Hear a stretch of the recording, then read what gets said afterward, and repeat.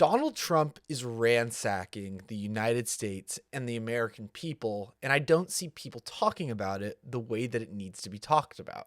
So, you may or may not have seen that the White House has begun demolishing portions of the East Wing to build Trump's $250 million ballroom. You may be wondering, where is Trump getting the funds for this? Because it's not being funded with taxpayer dollars. In this clip, you can see President Trump bragging about millionaires and billionaires and business people donating to the president for his pet projects. Let's listen here. Very much in keeping, and we'll be able to have state dinners, the kind we would literally not even have state dinners because it's not set up. But for all those years they wanted it, and now they're going to get it, and because of you they're going to get it, and me too. We're all in this together, and I mean I have so many friends, and so many of you have been really, really generous. I mean, a couple of you I'm sitting here saying, sir, would $25 million be appropriate? I said, I'll take it. You know, it doesn't take too many 25s to get it done, but a lot of you have been really fantastic. Ike, thank you very much. You were great. You were great, Ike Perlmutter. So, as we know, President Trump is extremely transactional. So from the perspective of these millionaires, billionaires, and business leaders, they know that they can get in the good graces of the president by donating to his pet projects or by funding his meme coin that he minted as soon as he went into office for his second term. Another way in which Trump is just stacking cash is with these frivolous lawsuits. We saw the lawsuit against CBS News over the 60 Minutes edit that I believe was eventually settled. And then also ABC with George Stephanopoulos, when George Stephanopoulos, I believe, called him a rapist, but he wasn't legally classified as a rapist. He was classified as a sexual abuser, and so they sued ABC and George Stephanopoulos, and they settled. This is another crazy one. YouTube to pay $24.5 million to settle a lawsuit over Trump's account suspension after January 6th attack. Google's YouTube has agreed to pay $24.5 million to settle a lawsuit President Trump brought after the video site suspended his account following the January 6, 2021 attacks on the Capitol, following the election that resulted him in leaving the White House for 4 years. So instead of Google or YouTube taking Trump to court and winning the case on its merits, they're deciding to settle because that's what's in the best interest of their business. They know that if they settle and pay Trump $24.5 million, they're in his good graces and they're no longer an enemy of the President of the United States. So this is just another example of Trump extorting businesses, law firms even, and his political enemies for his own personal gain. Another way in which the American people are absolutely being ransacked by the United States is in this Argentina currency swap deal. Argentina has formalized a currency swap agreement with the United States for up to $20 billion, aimed at contributing to Argentina's economic stability. This deal is part of a huge financial support from the administration of Donald Trump, a strong backer of Argentinian President Javier Milei, who is under pressure ahead of his midterm elections, October 26th. So, as you can see, Trump is bailing out his friends internationally, subverting Congress, and giving out $20 billion here and $20 billion there. According to Scott Bessent, the Trump administration is seeking to secure $40 billion in financial assistance for Argentina to help the country's libertarian leader stabilize its turbulent financial markets. Another extremely shocking thing that I saw in this Hill article was what Trump had to say about the $40 billion. He says, if Milei loses, we're not going to be generous with Argentina. If he does win, we're going to be very helpful, Trump added. And if he doesn't win, we're not going to waste our time, because you have somebody whose philosophy has no chance of making Argentina great again.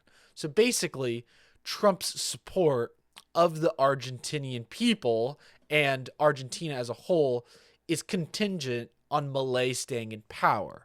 It sounds like it could be a little bit of interference in their election when you have the president of the United States putting that pressure. So another way, just the list goes on for the ways that the American people are being ransacked. Homeland Security is buying 2 private jets for Kristi Noem's use, reports say. The 2 jets are being purchased through the Coast Guard, which requested 1 jet in its budget earlier this year at an estimated $50 million cost. The Department of Homeland Security is buying a pair of private jets for Secretary Kristi Noem's travels, as she represents President Donald Trump's immigration enforcement efforts across the country, according to media reports. The 2 Gulfstream jets are being purchased through the Coast Guard, which requested 1 jet in its budget earlier this year at an estimated cost of $50 million. The New York Times reported the 2 jets will cost $172 million. Again, Trump was the one who pushed through this big, beautiful bill that cut $1 trillion worth of Medicare and Medicaid for the American people. People like Mike Johnson said that we couldn't pay for stuff like that, but it seems like we have enough money to buy Kristi Noem jets and bail out the Argentinian economy. Another way in which Trump is ransacking the United States, Trump wants $230 million from the Department of Justice for investigating him, according to the New York Times.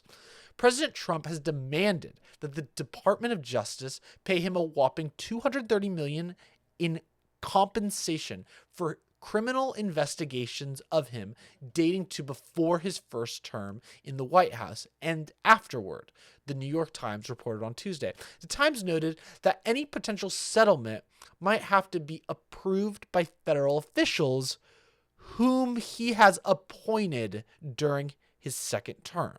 So basically, if you're tracking this correctly, Donald Trump allegedly broke the law in a multitude of ways, whether it was inciting a violent insurrection on our nation's capital, using a fake elector scheme in an effort to overturn the results of a free and fair election, hiding classified documents from the feds after they asked for him to return them back. This was at Mar-a-Lago, by the way.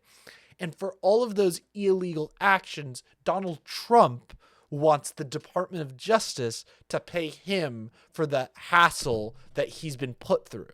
Now, who's going to be approving whether or not he gets that $230 million?